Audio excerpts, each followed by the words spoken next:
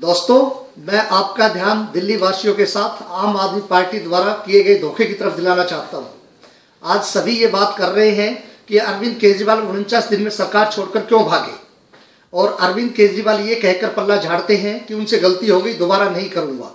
लेकिन मैं दूसरी बात बताता हूं कि अरविंद केजरीवाल ने सरकार को लात इसलिए मारी थी कि जन लोकपाल पास नहीं हुआ था।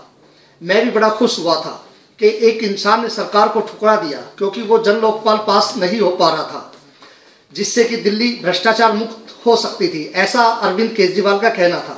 लेकिन मैं भी ठगा गया था, मेरी पूरी दिल्ली की जनता को ठगा गया था, क्योंकि पूरी दिल्ली की जनता को पता ही नहीं था कि उस जन लोकपाल में क्या था और क्या नहीं था। अरविंद केजरीवाल ने जनता के सामने बताया ही नहीं कि उस द्वारा लाए गए जन लोकपाल में और पहले से मौजूद जन लोकपाल में क्या फर्क है। बताने की जरूरत भी नहीं थी, क्योंकि दिल्ली की भोली भाली गरीब जनता, खासकर रिक्शा वाले, ऑटो वाले, झुग्गी बस्ती में रहने वालों को क्या समझ आएगा।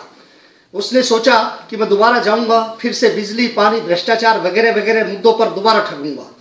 दोस्तों, मैं पूरी दिल्ली में लाखों होर्डिंग्स आम आदमी पार्टी ने लगा रखे हैं, करोड़ों पैम्पलेट्स बांटे जा रहे हैं, किसी में भी जन लोकपाल का जिक्र तक नहीं है, क्योंकि लोग भूल गए हैं कि जन लोकपाल पर अरविंद केजरीवाल ने सरकार ठुकराई थी। अगर वो जन लोकपाल इतना महत्वपूर्ण था तो गायब क्यों है? अगर नहीं था तो दिल्ली की गरीब जनता के साथ इतना बड़ा धोखा क्यों किया, एक और चुनाव में धकेल दिया। कल हम जो जन लोकपाल की वजह से बेवकूफ बने थे, आज फिर दोबारा आपकी लोक लुभावनी बातों में क्यों आए? इस दिल्ली को 11 महीने के लिए अनाथ कर दिया बगैर सरकार के। जिस अरविंद केजरीवाल के लिए 1 मिनट में भ्रष्टाचार से बड़ा मुद्दा सांप्रदायिकता हो जाता है लोकसभा चुनाव में, और वो बनारस पहुंच जाता है टोपी में सिर्फ उर्दू भाषा में लिखवाकर मुसलमानों के बीच में। सर, वो किसी का नहीं हो सकता, न हिंदू का न मुसलमान का।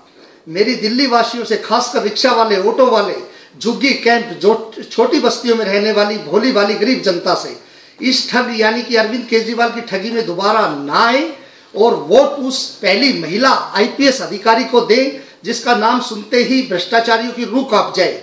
जहां तक महिला सुरक्षा का सवाल है, अगर किरण बेदी CM पद पर बैठी होंगी तो कोई भी किसी की बहन बेटी की तरफ आंख उठाने की जरूरत तक नहीं करेगा, 100 बार सोचेगा।